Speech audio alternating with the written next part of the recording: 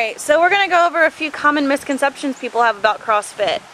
A lot of people think it's too expensive, they can't afford to do it. And can you tell me a little bit how much it costs and why? Yeah, absolutely. So I think when someone says something's too expensive, first of all, I think you put a value on everything. So someone may be really happy what they're doing exercise-wise, so if they're paying nothing, going to paying $100 or $150 a month is, that's a big jump.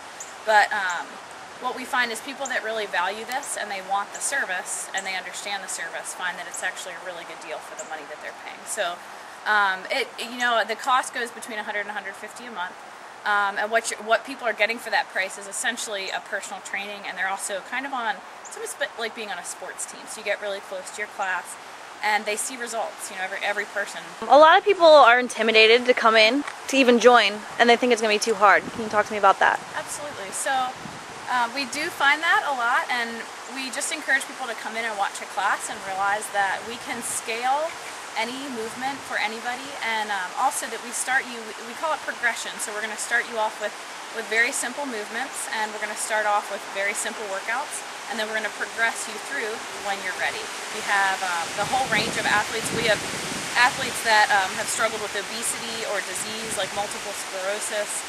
We have children ages 6 through 75 in this gym, so really there isn't anybody that can't do this. It's just a matter of having the right coach for you that's able to help you through those movements. So this workout is for everybody then?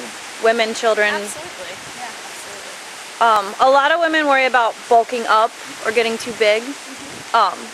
Tell me about personalizing workout routines. Yeah, absolutely. So, I think that CrossFit is really changing the way we see the female figure.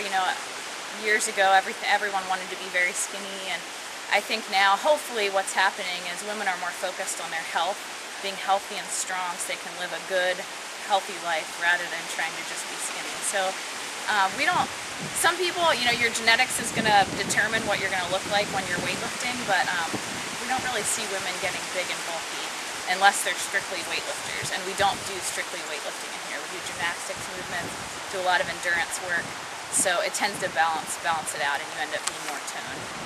But we don't want people to focus on their appearance, we want them to focus on their health.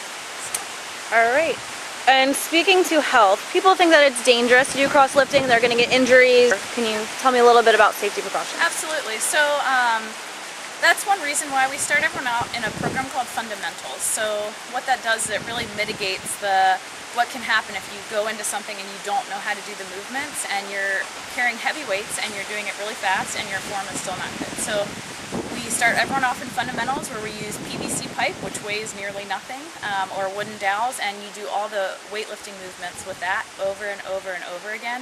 And even once you start coming to our classes, we may have you use the PVC pipe or the dowels, and you still get plenty of a workout even without any resistance. Once your form starts to get better, your range of motion improves, then we start giving you weight. Weight is a reward. That's what we say in our kids' classes, but really for the adults it's the same thing. If you do something right, you get more weight. We find that really limits. Injuries are still going to happen when you're active, but we find that it really limits the amount of injuries and the gravity, I guess,